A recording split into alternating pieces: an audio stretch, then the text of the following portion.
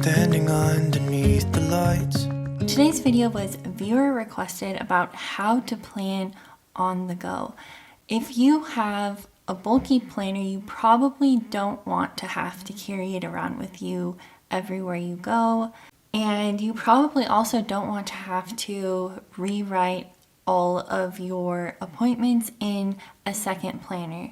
So today I wanted to give you an idea of how to never lose track of when your appointments or events are scheduled, but also not have to carry around another planner with you. So to solve this issue, I decided to purchase a Rocketbook Core. This video is part 1. It's an introduction to planning on the go. And in part 2, we'll go more in depth and share 3 different ideas. It came with this towel and this friction pen. And the idea of the company is that you can reuse these pages because it's erasable. And you scan in your pages because there is this QR code. However, I want to continue using my Happy Planner. So when I saw this, I thought, why not take a photo of my month so that I have a record of it on my phone, and I can just check that record whenever I need to check my availability for an event or an appointment. This goes beyond just taking a photo with your phone because it converts what is written in your planner into searchable text. I could also see this being really useful for creating a searchable idea or reference notebook. The reason why I got this size of a notebook is because I wanted to be able to fit a classic size Happy Planner page. So in order for this idea to work, the page that you are taking the photo on has to have the QR code and it has to have the black border. This dot grid sheet is free on their website, and the Rocketbook app is also free. To get started, the first thing that you're going to want to do is to download the app, and then you'll want to go to settings within the app and go to handwriting recognition. And you want to turn on Smart Search, Smart Lists, and if applicable, Smart Tags.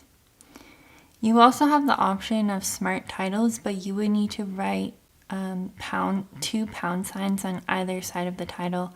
I personally don't want to do this, and I can just type it in if I need to. Then you want to click on New Scan and make sure that the location that you're taking the photo in is lit well, because if it's not, then the shadows are going to appear in your image when you take the photo.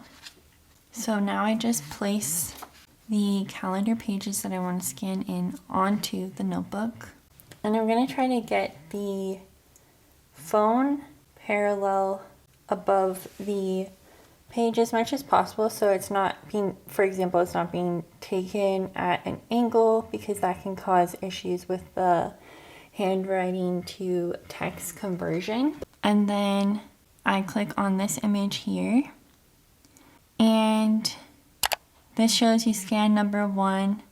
You scroll to the right and it shows you scan number 2. And you can assign each icon to where you want the scans to be sent. So I decided to just have it sent to Google Drive, to my calendars folder. And so now it's transcribing the page. And we're going to want to rename this. So I'm going to say that this is November 2025. And you have the option here to add tags if that's relevant. For me, I don't need tags, so I'm just going to rely upon the transcription. And I'm going to click on send. So it sent it, and we can go ahead and go to our history. And now we can see that we have November scanned in. If I click on this, there's a tab for Rocketbook Scan in the top left corner. And if I scroll down, I can see both of the scans. And then if I go to transcription, it has collected all of the writing on this page and converted it into text. And the reason why this is important is because it is now searchable. For this example, we'll say that we don't have anything scheduled for December yet. So I still want to scan in the page, and I'm going to call this one December 2025. So at the beginning of the year, let's say in January, that is when I would scan in each of the monthly calendars and then also scan in the next year's list. So for this example, we have November and December and the 2026 next year list. You would want to have all of your months scanned in. If you were to start towards the end of the year, then you only need to scan in future months. And the 2026 next year list covers all of next year's months. So the advantage of this is that it is searchable. So for example, if I want to look up dentist, two things come up. So both November and the next year list come up because there is a dentist appointment in on November 5th. And then also the 2026 next year list came up because there's a dentist appointment on June 4th. So let's say that I want to know when is my eye appointment. Then I type it in the search bar and I click search. And only the next year list appears because my next eye appointment is next year on January 20th. That was part 1, which is an introduction to planning on the go using the Rocketbook. In part 2, I'm going to show you 3 different ideas for using this system for planning on the go. See you next Saturday. Each other's eyes. Tired snowflakes are coming down, collapse into water when they hit.